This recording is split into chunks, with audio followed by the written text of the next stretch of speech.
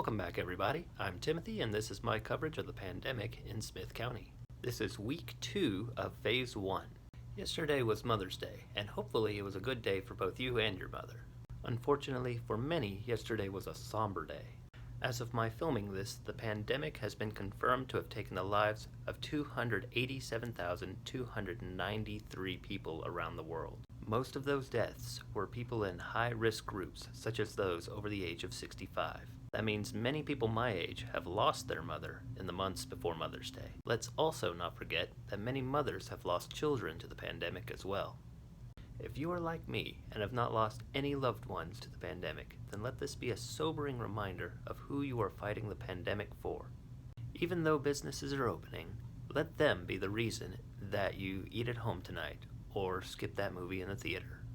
Remember, we're all in this together, and to my own mother, I just want to say, I love you, Mom.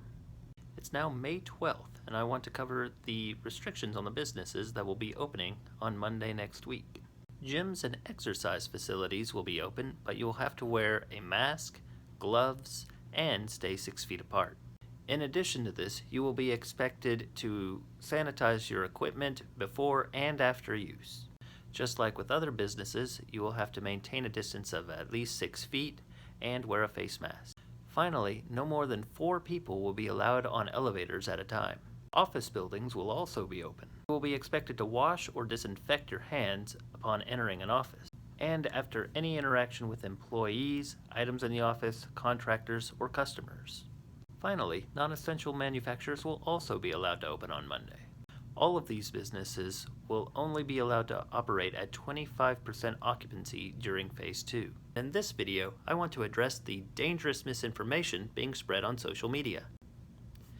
The United States has been facing the COVID-19 pandemic for months now, and people are getting tired of staying at home, wearing face masks, and maintaining social distancing guidelines.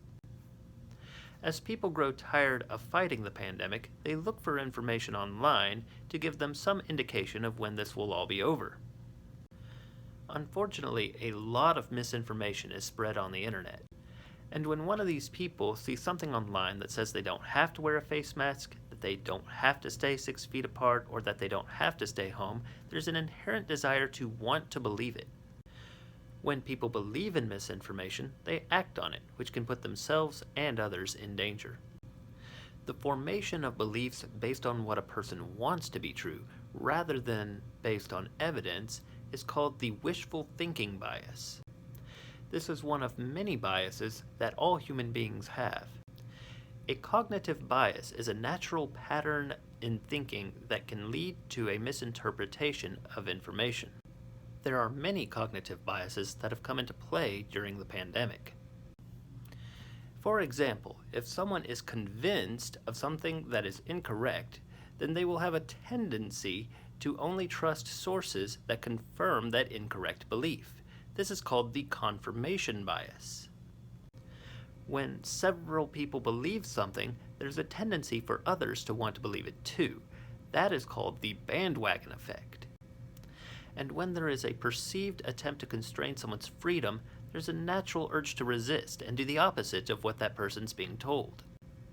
That is called reactance bias.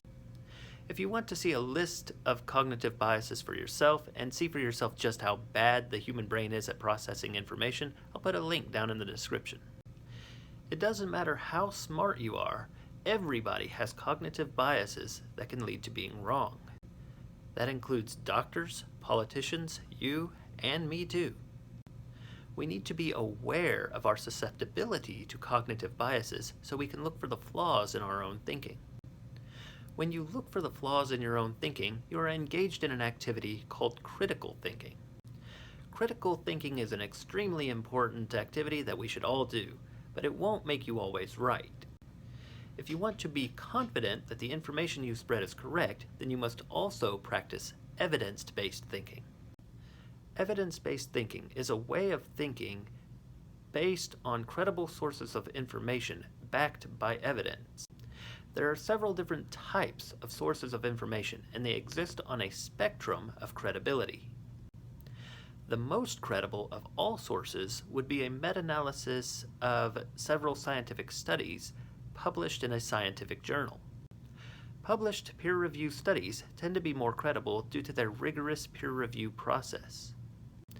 If multiple peer-reviewed studies say the same thing, then you know you've got good information. Sources of information that should not be considered credible include things like YouTube videos, movies, books, and most articles that you see on the internet. Now, don't get me wrong, there's a lot that can be learned from these sources, but you need to approach the information with a healthy dose of skepticism. It's good to have an open mind, but it's not good to be gullible. The reliable evidence needed to discern between fact and fiction can only be gathered through scientific experimentation or direct observation. It's Thursday, and that means Phase 2 will start at midnight tomorrow. During Phase 2, most non-essential businesses will be able to operate at 50% occupancy. Governor Abbott has justified the reopening, citing the positivity rate, that is, the percentage of positive tests over time. He also cites the hospitalization rate. Both of these metrics have been decreasing. The total number of active cases, however, continues to rise, both at the national and the local level. So long as active cases continue to increase, we run the risk of overwhelming our healthcare facilities and need to continue focusing on flattening the curve. To be clear, my position has not changed. We need to continue wearing masks, staying 6 feet apart, and staying home. I'll put a link to all these graphs in the description so you can check in on them yourself from time to time. It's May 15th, and not only is it the first day of Phase 2, but it also happens to be Memorial Day for peace officers. Before wrapping up this video, I want to send out a great big thank you to all the peace officers out there. Remember, peace officers have been considered essential workers since the beginning of the pandemic. That means they have to go out and put themselves at risk and then go home and put their families at risk as well. If you liked this video, be sure to hit the like button and subscribe. Wash your hands, stay healthy, and I'll see you next week.